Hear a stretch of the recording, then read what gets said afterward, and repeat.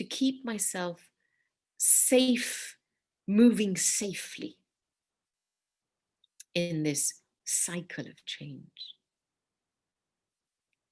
And of course, meditation plays a very important role in keeping a clean awareness. Because at the end of the day, there are some decisions we have to make about the way we are. And time and drama are revealing to us that how we have lived our lives until now perhaps hasn't been too healthy, perhaps hasn't been too benevolent. And we now have to closely examine and reshape and reorder how we live right now so that we can stay clean. And that's the beautiful thing about it, because, they talk about self-isolation. And instead of the word isolation, I like to use the word introversion. That this time that we've been given is a time to be introspective and to clean up my life. To take this opportunity to create a cocoon to really address all the areas that I never felt I had time for before. I never felt I could touch and reach. And now I have this time available to myself. And so when we think of, even the movements in environment, I'm using all these analogies of nature, of diamonds, of gold, because this is natural. These are natural processes we're part of. And when you look at the 4 seasons, winter, spring, summer, autumn, and I would describe where we're at this point in time, is the winter of humanity. Now, what do you do in winter? You don't go out into the snow and expose yourselves. You protect yourself. Yes, you'll go out and play, but most of the time people retreat indoors and they get creative indoors. And so this is an incredible opportunity that during the winter of humanity, we don't go out and rush around in the storm of things, but we take this opportunity to retreat inside and harvest our energy, gather our energy, and refocus again on what is important in my life. And it struck me earlier today that every single one of us has had an experience of being certain in the middle of uncertainty. And do you know at what point in your life you will have experienced that? When you were babies. When you were a baby, you were completely vulnerable. You had no knowledge of the world. You didn't have a roadmap of your future. Yes, you had loving parents and you had people around you that loved you, but you were at your most vulnerable, but you were also at your purest and happiest and most certain. Because, we talk about in India, the child being the master, and a baby is the master of every home. The whole attention of the family goes onto a baby. And so there was this level, babies and children have this innate confidence that just allows them to exist in the middle of everything that's uncertain at a time in their lives where they're the most vulnerable, and yet they can exist. In Japan, there is an initiation ceremony for young children. At the age of 3, a 3-year-old is sent out on his own to go and buy something or to go shopping, but he has to venture out on his own. His parents don't go with him, and that's his initiation.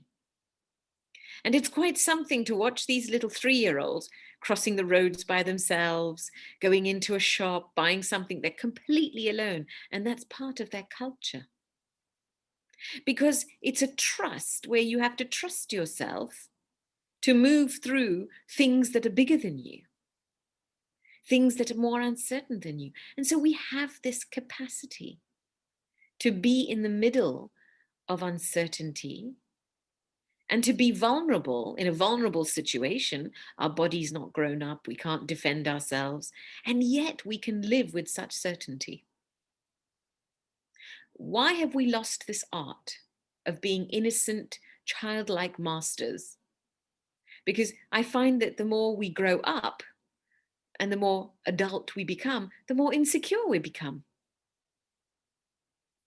And so for me, it's so important that the practice of meditation keeps alive an aspect of my self identity and purity that's beyond all the labels I pick up in life. And when that part of you is nurtured, it's a safe place. It's a place where you know who you are, and nobody can take that away from you. And you trust who you are. And so for me, it's so important that within our practice, within our own spiritual journeys, we make this time to be with ourselves. And at the first level, it's so important to just practice putting some space between who I am and what is mine in my life.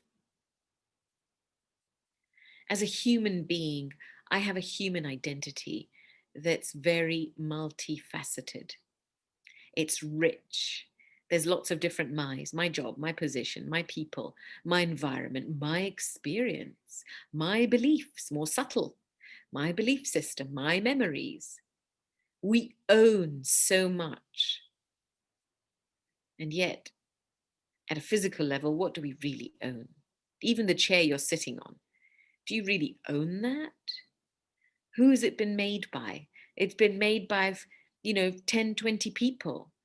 And you paid with some paper notes, but did you own the paper notes?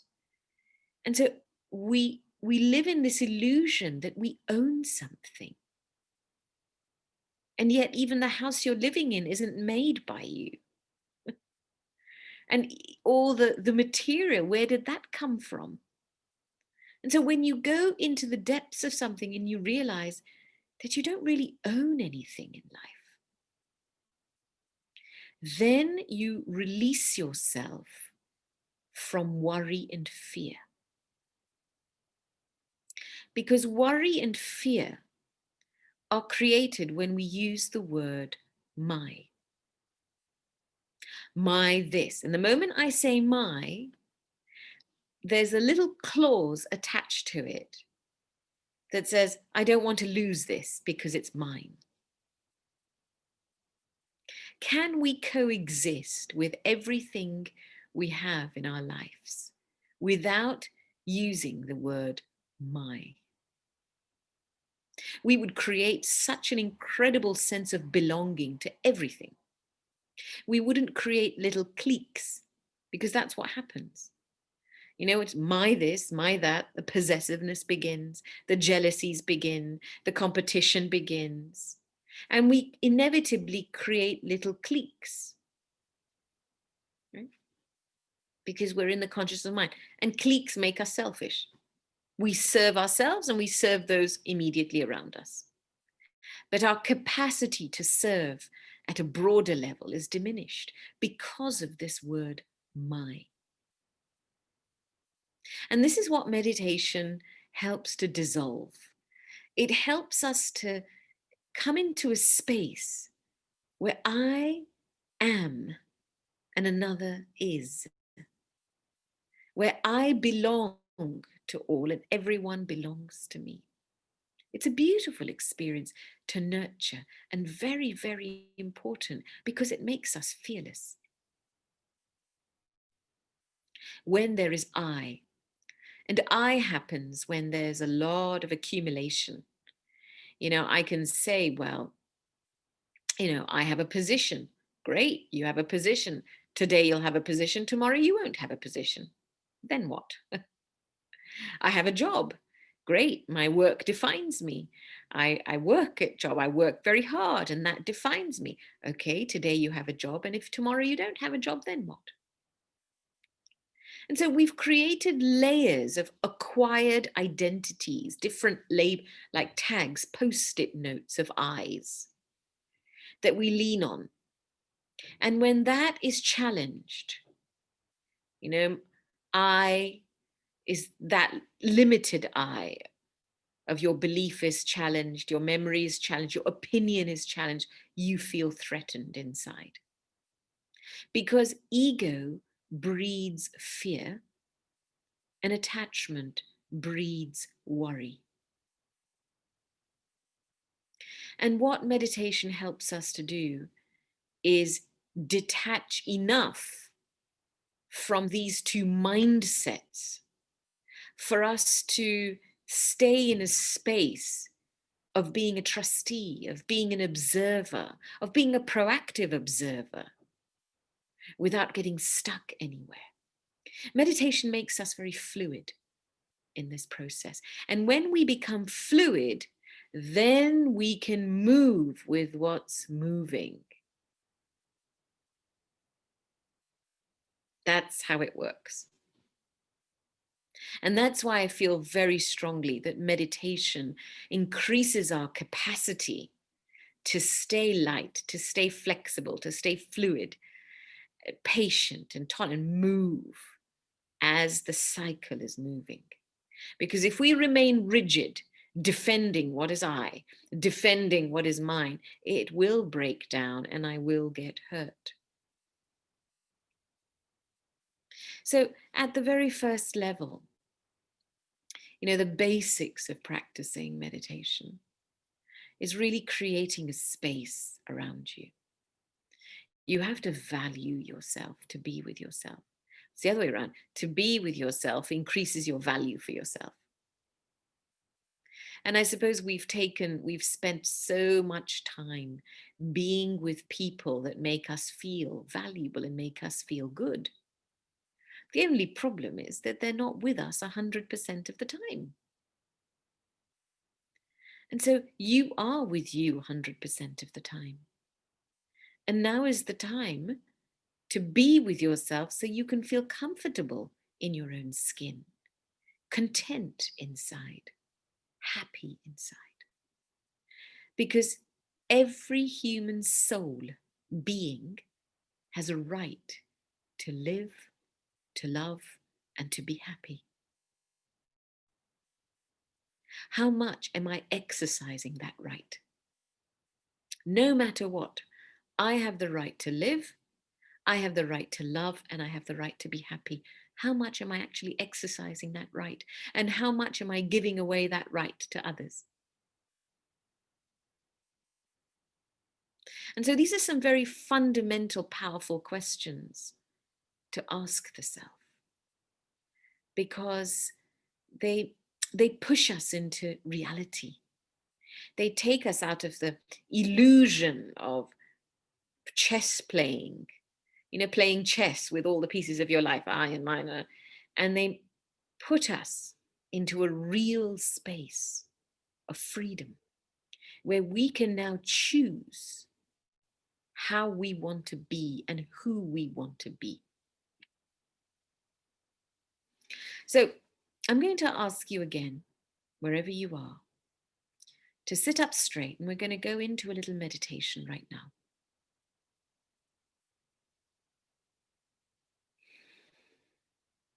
Feel your feet on the floor. Sit up straight with your spine erect.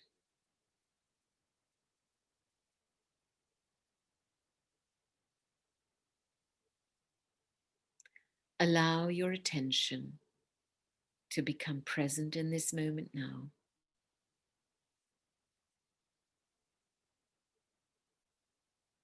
Become aware of your body sitting on the chair.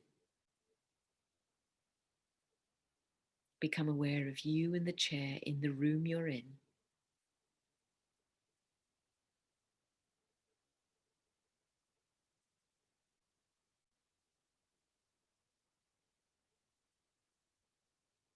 And now become aware of yourself inside this body.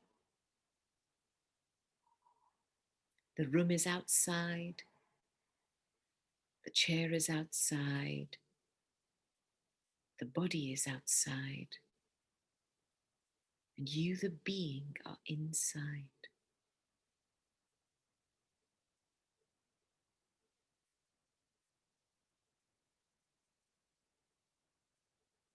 Everything that is that makes up your life, is outside. My family, my house, my money, my possessions. And you, the being, are inside. Inside the body.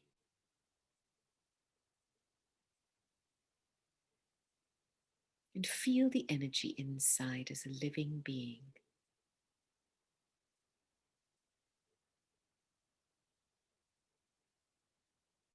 It's a being that gives life to every cell of this body.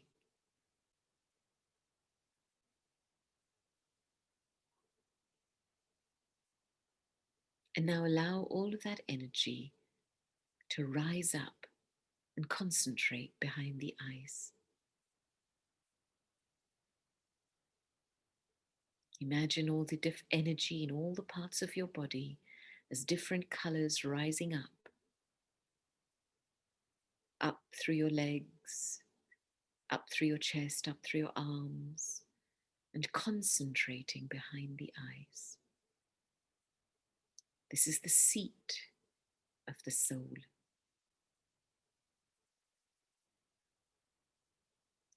And as all these different colors concentrate into a ball of energy, it's like white light, a sparkling star of light.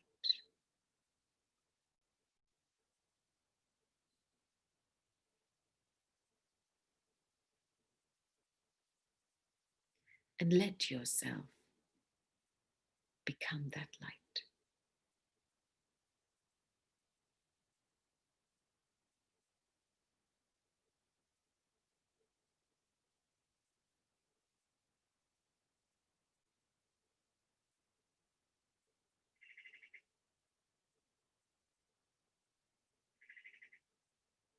The core of who I am is light. A living light, a thinking, feeling energy, rich, that coexists with the human part of my life.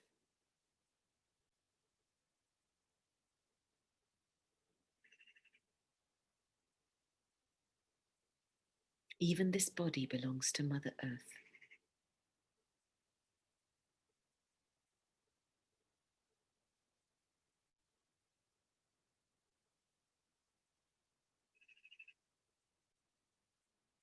And as I let myself become light,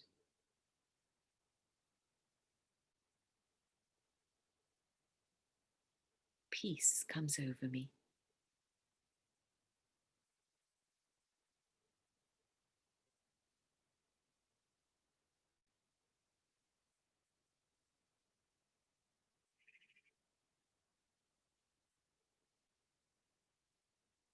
I can be in the middle of everything else and be at peace and be light.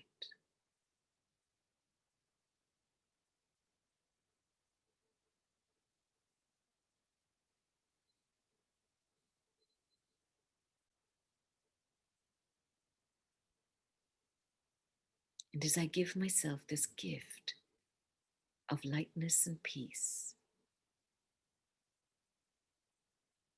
this energy reaches all parts of my life.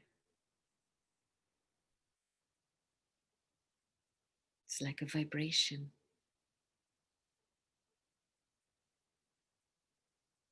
that touches others.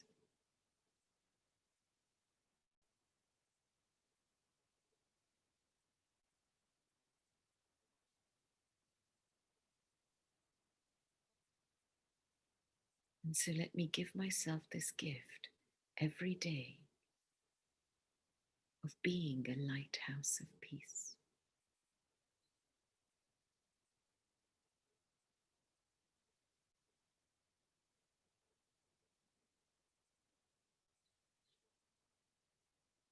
This vibration will serve everything in my life.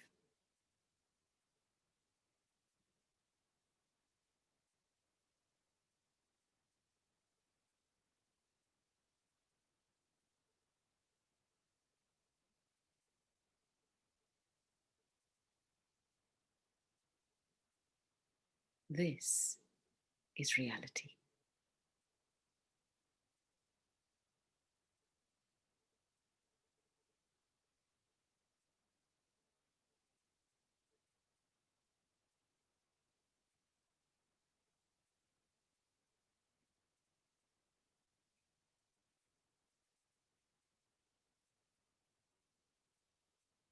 Thank you.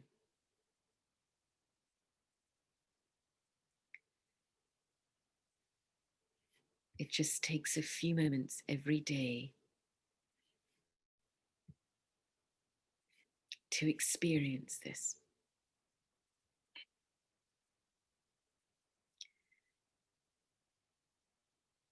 And to recognize and understand that being with yourself is a form of serving. Many times in our life, when we grow up, we're not taught to look after ourselves. We're taught to put everybody else in the front, and we are last.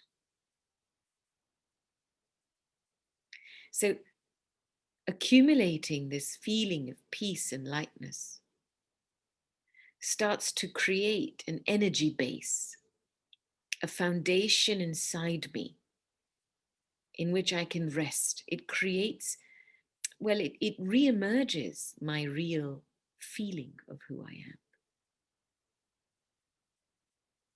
And then, of course, there's one thing dealing with uncertainty outside me, but the aspect of uncertainty inside me, especially as it comes up in the form of emotions, feelings, because they're very close to me. How do I deal with that? Now, it's what's very interesting and probably important to understand that the word emotion actually literally means energy in motion. Right? And emotions, energies in motion. There is a difference between an emotion and a feeling. So feelings are more subtle and they're more close to who I am, my originality. I feel peace, I feel love. Whereas an emotion is a disturbed feeling, a feeling that's in motion. So excitement is an energy, is an emotion. Passion is an emotion. Anger is an emotion. We won't call anger feeling. We'll call them emotions because they're energies, disturbed feelings in some cases that are in motion. And why are they in motion? Because they're going through their cycle. They're wanting to reach a state of balance. They're wanting to leave. So when emotions come up, it's not unhealthy. It's a healthy process. It means, quite literally, something is coming to say goodbye. And physiologically, what's interesting is that when an emotion surfaces, it will have a physiological impact on the body that will only last for a minute and a half, 2 minutes maximum. So if you learn to breathe through your emotions, then you won't get caught up in the spin of that emotional movement. Because you just have to let the impact of that emotion pass. It will come up again. Breathe, let it pass. Who am I? Breathe, let it pass. Who am I? Because when it passes after 1.5, 2 minutes and your body becomes normal again, it feels less intense. What happens is, because it affects us physiologically so powerfully, we don't recognize it in our bodies, and we think that, oh my God, everything's ended because I feel like this. I'm getting emotional. And we get trapped in that cycle and we increase our suffering. What the mistake we make is we identify with those emotions. So if fear explodes, oh, I am fear. No, you are not fear. You are a being of light and peace that is moving through an energy of fear. You're moving through a cycle of fear. You are not fear. So it's really important to say to yourself, acknowledge it. Yes, I feel afraid. I'm experiencing this. However, I am not this. So you know how some people tend to use this language, I am weak, I am not worthy. No, I feel weak. I am not weak. I might feel unworthy right now, but I am not unworthy.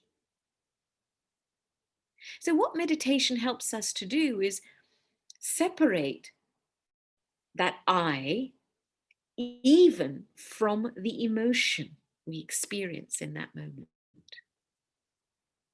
And that's so helpful, so we can let the emotion pass. We can let it go. We can let it forgo it. You know, there's this word forgive in English, and it literally means to forego something, to allow something to go by. So we get trapped in the uncertainty of our emotions because, one, we identify, I am this, oh, I am this, it's the end of the world, I am this. And then we start analyzing it. And as we start analyzing it, we start paralyzing ourselves in the process. And that's when we experience completely becoming emotionally stuck somewhere. So whatever it is that's surfacing, the experience I'm having is a product of my past actions. It could be of this birth, it could be of a previous births. I have to face and walk myself out of everything I have created to myself. And the practice of meditation allows us to do it from a different point of view, from a balcony perspective. You know, so the first step is to disidentify from that emotion. Second step is breathe and just know this is temporary, it's transient, it's moving. Let it pass. Do not be tempted to analyze it. The moment you start thinking, where has it come from? Why has it come? How long will it take? You trap yourself in that cycle. You know, when there are storms outside, what do you do in storms? Storms, they'll bring rubbish in your house. You leave the window open, rubbish will come into your house. So storms will generate rubbish. But when the rubbish enters your house, what do? You start cleaning. You just get up and start cleaning. You don't question the rubbish and say, where has it come from? Why has it come? When will it go? Emotional storms are like that. What they are designed to do is to unearth all the rubbish that we've collected in our lives, that we've been sitting with subconsciously.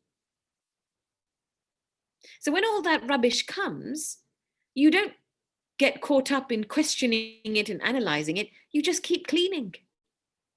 Keep cleaning, keep cleaning, keep cleaning.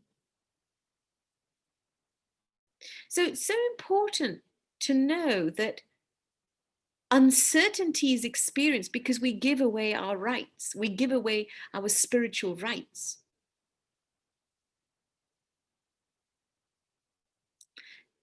It is doing what it's meant to do. An emotion is energy in motion. It's meant to be moving. It's playing its part. What do I have to do? Who am I? And that's why at this point in time, we are going through times where there's a powerful opportunity. I won't call it, well, I suppose I'll call it an identity crisis, a values crisis, but these are powerful moments to recreate myself again and to make choices and decisions on the basis of peace, of lightness, of love, and to be firm about that. I don't have to follow the status quo anymore. I don't have to keep myself suppressed by expectations. Expectations from inside me, expectations from others. I can be who I really am. And so these are very, very, I will say, exciting times. They are moving times. Things are moving. The cycle is flowing. Am I in the flow? Am I with the flow? Or am I out of the flow? I can be a rock, a stubborn boulder and a rock in the middle of the ocean. No problem. The water is still going to continue moving around me. So change is still going to happen whether I like it or not. So meditation reduces our density, the heaviness we get ourselves into. It keeps us light so that we can be in the flow of things. And when you are in the flow, it creates a sense of synchronicity. And things start to work. But the main thing is I am my biggest obstacle, let me tell you. It's not anything outside, it's what I'm doing here with it.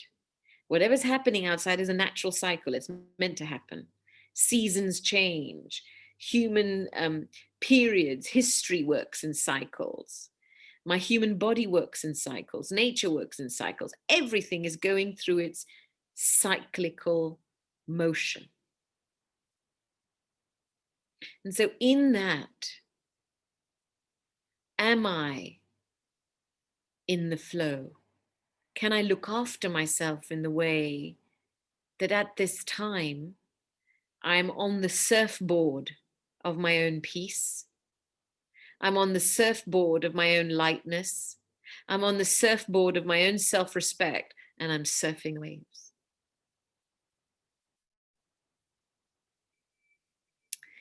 So it's 10:28. And of course, if you let me, I'll speak all day. But I hope that's given you some kind of a sense of dealing with what we perceive to be uncertainty at this time.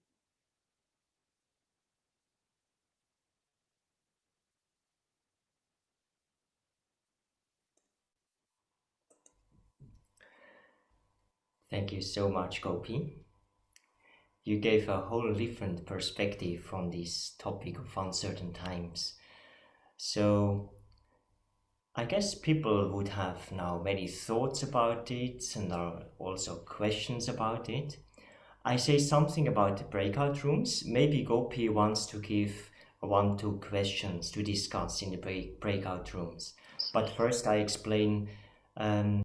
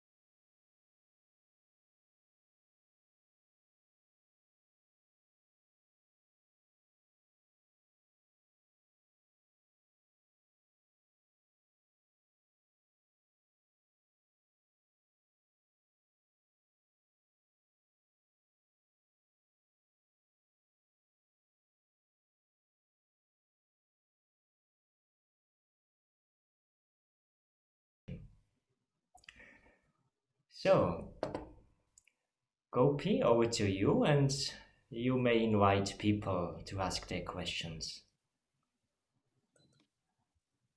Thank you, Matthias. Yes, I was part of a little room and we had a very beautiful discussion. So I'm sure that there will be some personal questions that have arisen for you as you've been listening and been part of the sharing earlier. So please take this opportunity to unmute yourself and to share, to ask, and let's just begin a chit chat, a little tete-a-tete amongst ourselves. And it would be nice to see the person who's asking as well. So please show us your video as well.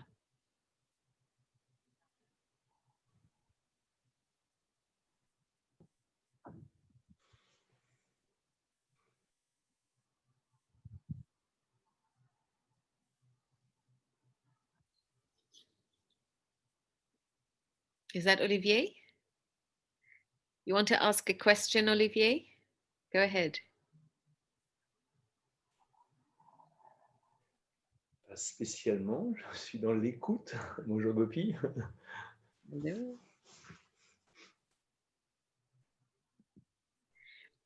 I don't know if Isabella is on. Isabella, are you here? Yes, I'm here. I wonder if you want to share your question, Isabella, and your reflection when we started our conversation, because I thought it was quite interesting what you shared. I was asking the question, it was not a question, it was a question which arose in myself. As I feel very familiar with myself, and I started to think about what is the difference between value myself and being familiar with myself. And I have not yet found answers, but Gopi gave some ideas.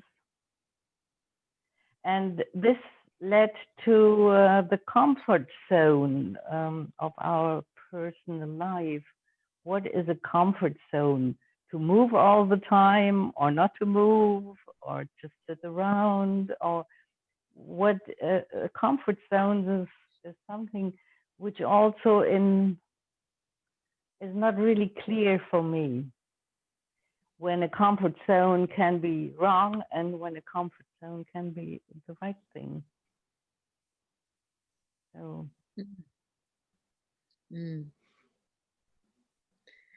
Yvonne, do you want to share your thoughts as well? Sorry, Yvonne and Isabel were part of our group. And then I can add to that. Yvonne? Yes, I'm here. Hello, everybody. For me, it's fine. Thank you. You know what was interesting in our conversation when Isabella started was she was saying that she felt very comfortable being alone. And so, you know, being with yourself. And that's where this question came from, that am I being familiar with myself or am I really valuing myself? And then she also said, but I don't like to move and maybe I'm a bit lazy. And because, you know, we redefined uncertainty as going with movement. It's movement, things are moving. And so am I moving?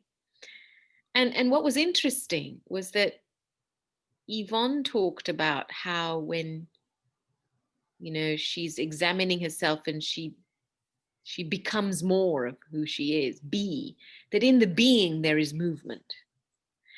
And I realized very deeply that when I let myself be light, be peaceful, I actually end up becoming connected to everything that is real. I enter a state of connectedness. And in that state of connectedness, I'm in the flow. And then I'm part of a much bigger energy. I'm a small cog in a big wheel. I'm humbled by this feeling of being part of something bigger. And when I let myself be, then I can let myself be useful. Because the other thing Yvonne was saying was that, yes, I'm comfortable, but there's a lot of other people that are suffering and in pain and in sorrow. And so the feeling of being a bit guilty, because maybe I'm not doing something for them. And I suppose there's one part of giving that comes from I have to give, I have to do this, I have to make effort. And sometimes that can break a flow or make us tired of moving. We're pushing because I have to do something. But when we practice being at a very deep level, and we experience being connected, being light, being at peace, but being connected, then there is no I. I don't have to force giving. Then it's about looking after myself to stay connected and keeping my mind filled with good wishes and good feelings. And that's the term I used in our discussion, that in the East we talk about mansa seva, service through the mind. But it's not the I have to give. There's no I involved there. When I am in that space of peace and connectedness, and I'm looking after my feelings and keeping them pure and good and generating good wishes in my mind, that subtle movement and subtle care is a form of service. And because it's not being driven by I have to do this, I have done this, we don't get tired of moving. Because in today's world, people are getting tired. They're getting tired of changing. They don't want to change. Because too much of the change process and the moving process involves the I. And then I think Yvonne had asked the question around responsibility. Well, aren't I responsible? And my feeling was that there's a big difference between being responsible as an energy, as a being. I am thinking in a responsible way, feeling, as opposed to taking responsibility. And I think as human beings right now, we can be responsible, but not take responsibility. There's no one person that can take the responsibility for changing the world. There's nothing. What can we take responsibility for, actually, when you think about it? So being responsible is different. And then I think for every person, defining what that means is important. But you know, continuing to move, stay circulation in my journey. You know, when you think about the economy, what do they do? When the economy gets stuck, they put money into it, right? You put an injection, you invest, and you get it running. And so mansa seva is like that. Many people think, well, how can meditation serve the world? How can being with yourself serve the world? Isn't that a bit selfish?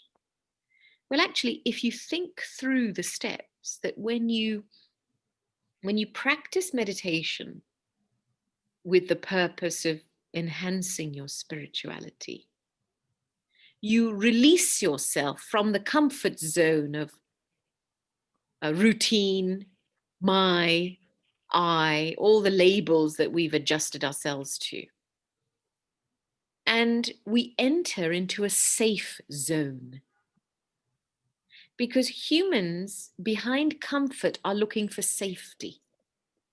And the safe zone is the relationship with the self, the feeling of being at peace, deeply peaceful inside, deeply feeling loved inside, being loving inside, being light inside. That's safety. That's a safe zone.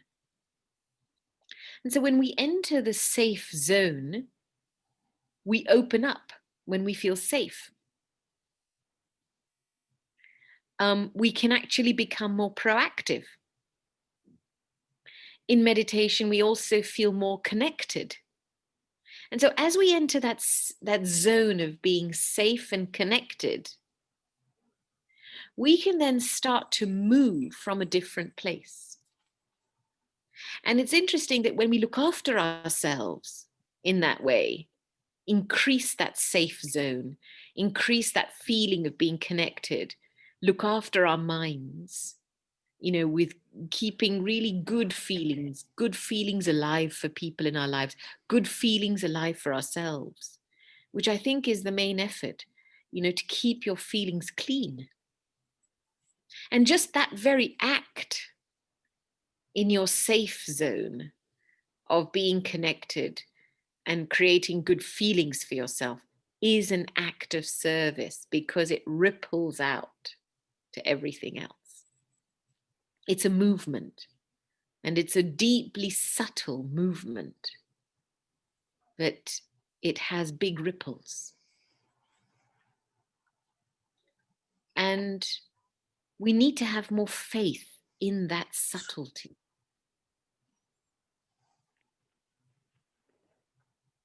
Because I think we have become human doings and have lost the faith in being.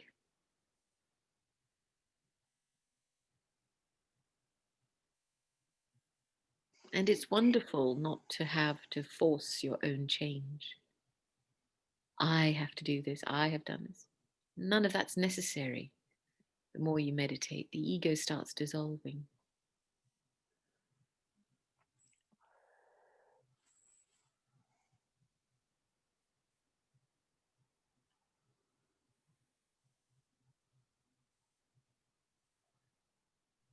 Any other thoughts? Any other reflections from people? Any questions?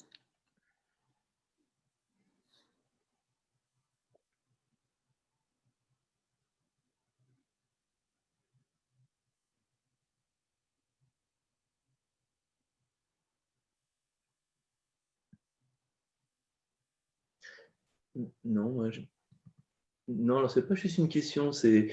Ouais, je trouve, Gopi, merci pour ce que tu viens de dire. Je trouve que c'était tellement profond et comme on disait... Vous m'entendez? Ah oui, mais il faudrait que tu traduises, Patricia, peut-être. Je pourrais traduire. D'accord, d'accord. C'est pour Gopi, mais Gopi comprend le français, je vais parler doucement. Et... Oui, Gopi, merci, c'est vraiment très très beau ce que tu dis. Et ce qu'on disait tout à l'heure dans le groupe, c'est que c'est simple, hein, mais des choses si simples, tu en fais quelque chose de si profond. Voilà, et ça fait du bien, ça fait du bien. Patricia prenait aussi un exemple de ce que tu disais, c'était l'alignement. Quand tu parles de zone aussi voilà, de sécurité, alignement, et voilà, et on disait dans le groupe tout à l'heure, c'était si moi je suis évidemment dans cette zone, dans cet alignement, ce que j'aime beaucoup dans ce que tu dis, c'est que ça devient naturel, hein. Les choses deviennent naturelles, quoi. Ça c'est extraordinaire, quoi. C'est vraiment la nature innée de moi l'âme qui rejaillit, quoi. Et ça donne de la confiance, ça donne vraiment de la confiance. Donc voilà, c'est pas une question, mais merci Gopi, c'était très très beau. And it's interesting what you shared, Olivier, because the other how do you say, reason for safety, there is another thing that helps us feel safe, is relationships. Relationships can help us feel safe or unsafe. Why do we as human beings want relationships? Because we want to feel good and we want to feel safe. We want to feel protected, right? And this is where I think that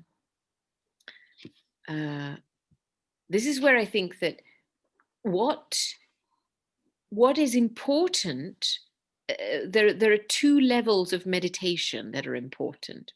The first level is connecting with myself inside as a being. So feeling safe with who I am, feeling safe in peace, feeling safe that I am peace, I am love, not having doubts about that, right? And then the second level of meditation is experiencing safety in the relationship with the divine. You can call it God, you can call it whatever name you want to call it, but this is an energy that's supreme, that's non-physical, but yet is an ocean of all qualities. And can I experience safety in that relationship? Because, you know, we never do things or accomplish things in our lives alone. And when we choose, when we enter a contract in a relationship, especially with the divine, then it's a contract of love, it's a contract of friendship, it's a contract of sharing, it's a contract at many different levels. And I can define my contract with the divine, with God, with the Supreme. It's up to me how I choose to enter that relationship.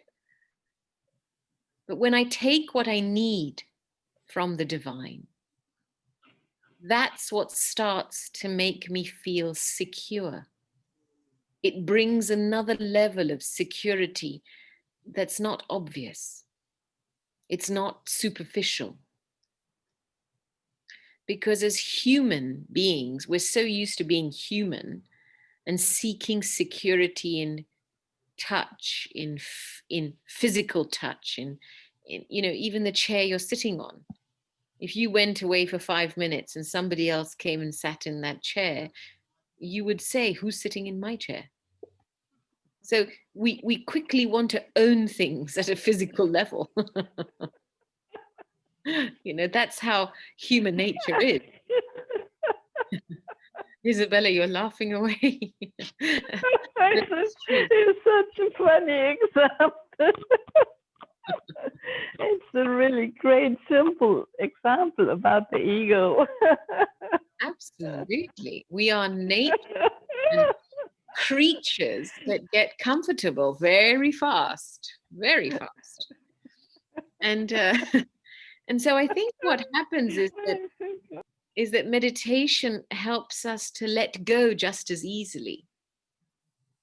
And I always love this phrase, let go and let God. As much as we can own something and command something, we can also let go. And we can let that relationship work for us. And sometimes that safety of that relationship is very, very powerful. It has a very powerful effect in our lives. It can keep us feeling stable.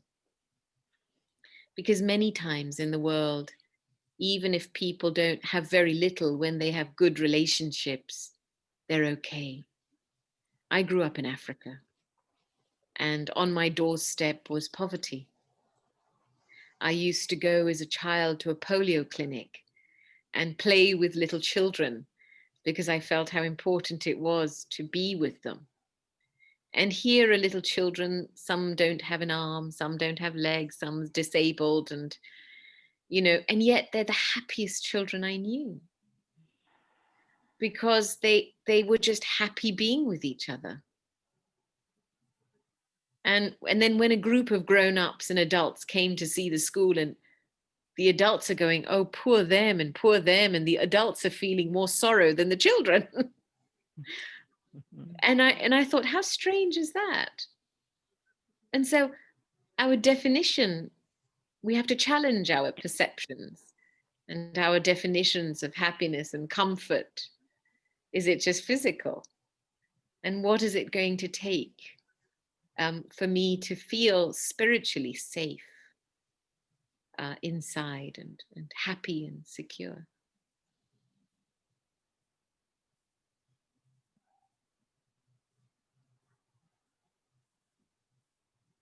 So yeah, I think this is an important topic. I think instead of comfort zones, we need to look at safe zones, feeling safe.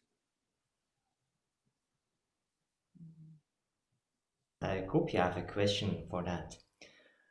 So when through meditation, through our own inner work, we can move ourselves out of insecurity and we start building up this safety and security inside. That's fine. And then we see others around us. Let's say there is insecurity, there is frustration. What is here the balance between being detached by realizing that it's not my own, so that I'm protected by this insecurity or frustration, and how much should I be involved also to maybe to help them to get out of this state? But sometimes it seems there's nothing you can do. How do you deal with this balance?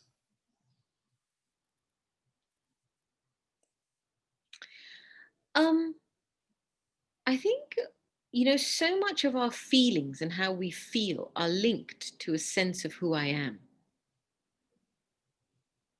So if I nurture who I am, then I will know the difference between what I feel and the influence of something from the outside. And most people don't know who they are. So when they enter into relationships, they take on the feelings of the other person. And so you end up living somebody else's karmic story. It could be turbulent, it could be stormy, it could be peaceful, but it shadows your sense of who you are. And so what I've found over the years is that when I practice meditation, detachment isn't about separation. It's about creating a space inside where I know who I am and I know how I feel, how I'm supposed to feel. And then anything else is then what I have to deal with. That's where the detachment factor is. It's based on a very deep sense of self.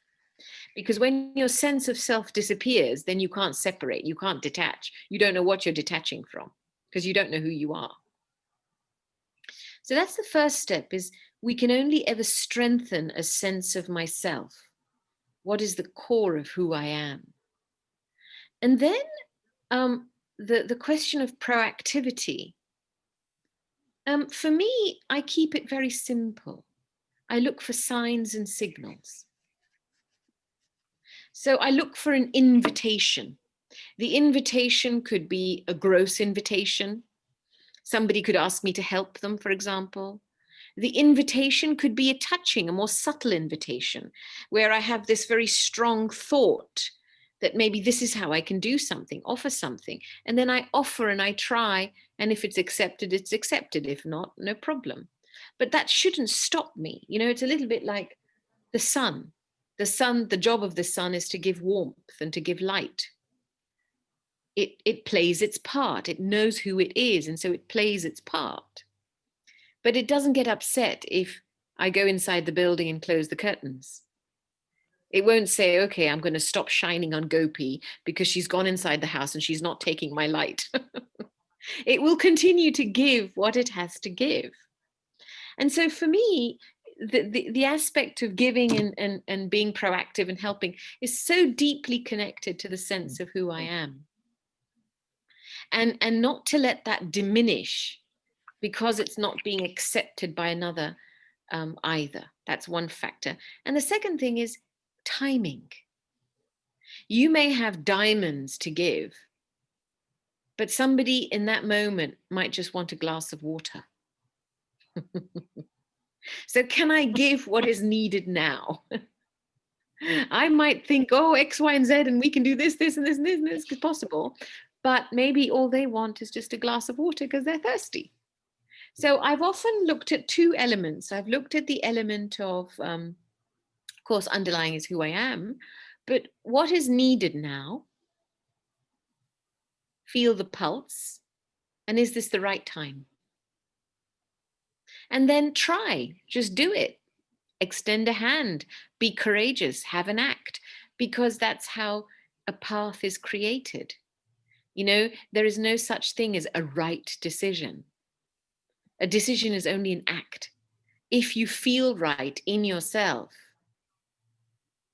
when you make that decision, it will become right.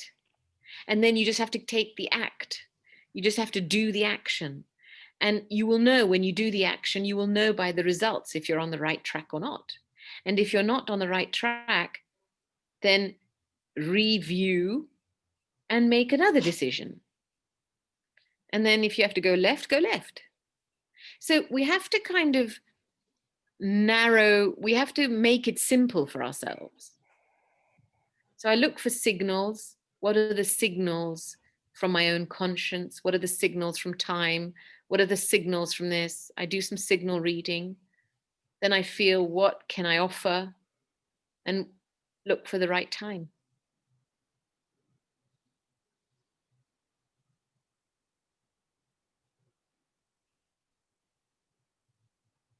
It's very helpful. Thanks a lot.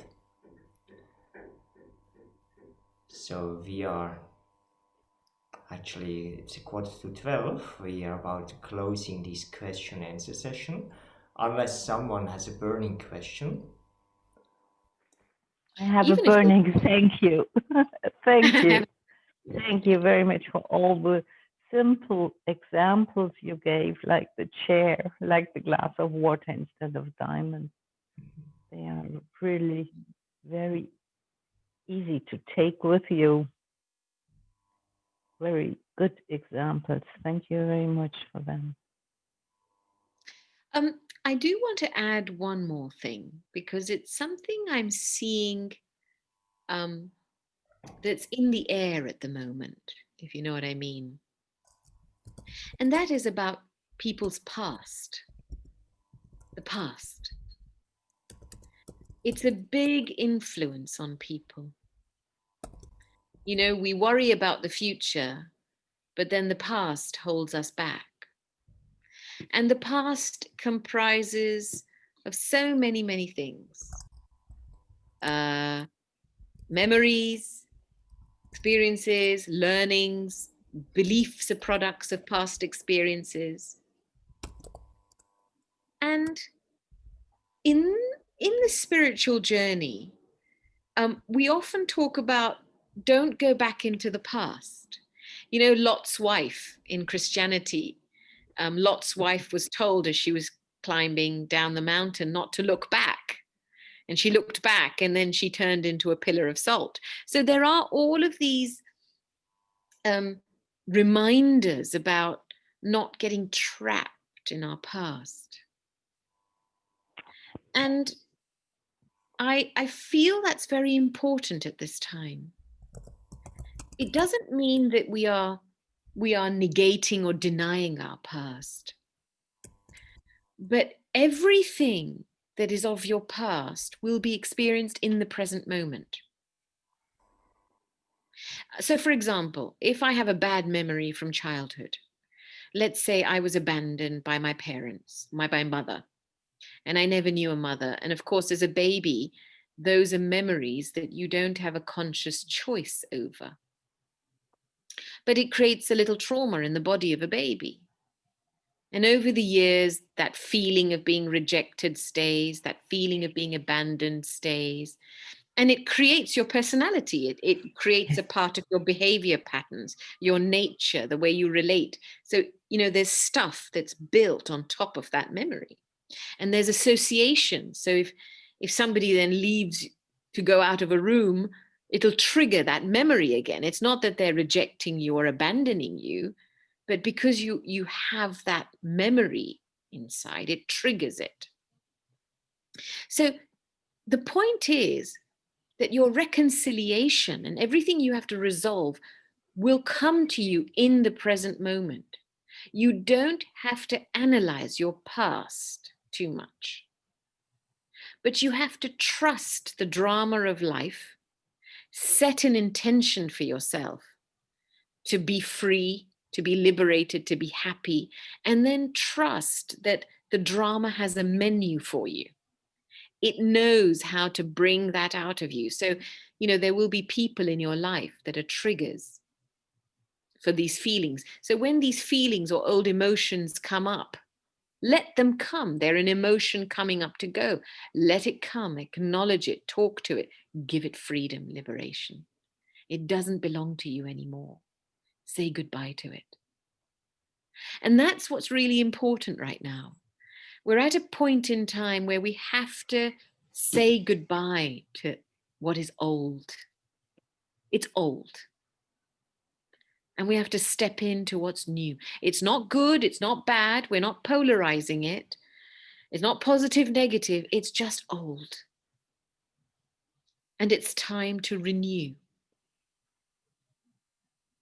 So I feel that what meditation helps us with is to create a feeling of safety, to remain present now, and to trust each moment, and to be honest with ourselves and compassionate with ourselves in each moment now.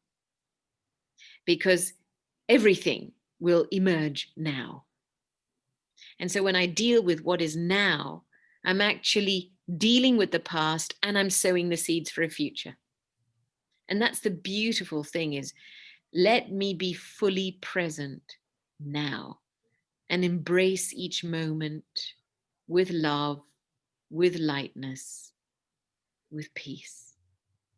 And something beautiful will unfold.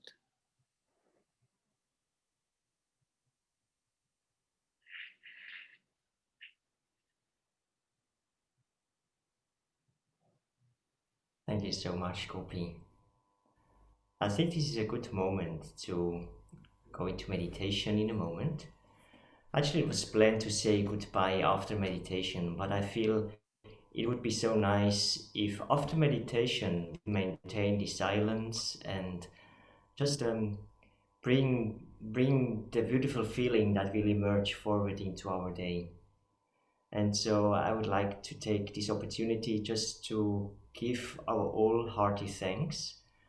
And actually the topic was about uncertain times, and so it's not a surprise that every single sentence that you spoke actually led us inside and not into the uncertainty of the outside. So many good inspirations. Thank you so much for this. And also for all the participants, thanks so much for joining.